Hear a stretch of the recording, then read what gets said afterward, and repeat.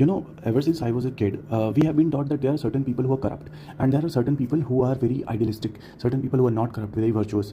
So what is an idealist and what is an realist person? This totally depends upon how do we see the world. So basically here I have outlined certain principles on the basis of which you can also find out whether you are an idealist or you are a realist. So first principle is, whether do you believe that human nature is fixed or human nature is malleable. When you believe that human nature is fixed, that means you cannot say that it is molded, and we are basically saying that we are aggressive, self-interested, egoistical human beings who cannot change. So that is why we need a strong state. We need a society that can be run. And why our nature is fixed? Because of survival of the fittest. This is given by Herbert Spencer, and he says that we are basically biologically struggling to do everything.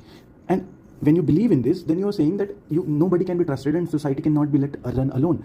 Secondly, you have people who believe that human nature is plastic; it can be molded. So that means we can educate people, and because they have reason right for themselves, then they can be given liberty. And once they can be given liberty, then state should not interfere in their matters that much. Then the second great debate is about instinct versus intellect. In instinct, we basically say that we don't actually think before doing anything. So we are very impulsive, emotional, and we do things on the basis of our instinct. So basically they are saying that humans are essentially not that rational, so they should not be given that much of freedom.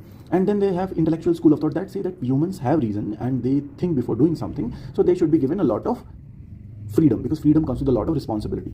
Then there is another third major area, that is competition versus cooperation. So in competition, what they are saying that humans are essentially egoistical and they're competitive, so they cannot work together. So your entire capitalist system that we see, the market and everything, it is based on these principles, that we are essentially competitive, so we are pleasure seeking for self, and we are pain minimizer, and hum chahte hain ki utility should be maximized as much as possible. And on the other school, you have cooperation. So they say that humans are naturally cooperative. That means peace is possible, and public ownership and cooperative societies are the example of as such. Idealism believes in reality is ultimately shaped by your ideas, your values, and like Adiguru Shankaracharya said, Brahma Satyam Jagat Mithya, Brahmo Jivo Brahman Abra.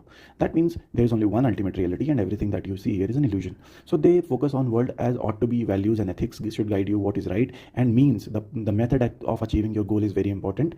And this is staunchly opposite to the realist worldview. They believe that there is only one reality, and this is the only reality. Like Charvak said, Pitva Pitva Punha Pitva Avatpati Bhutale Utthaja Punha Pitva Punhajanam Na Vidyate. That means they don't believe in Punhajanam. They say this is the only reality, and whatever works. And in order to achieve your goal, you should do anything. So for example, if you want to go rich, you can take bribe. Because you're a realist, you say this is only reality, and you will not have any sort of a consequence. So this is the final crux.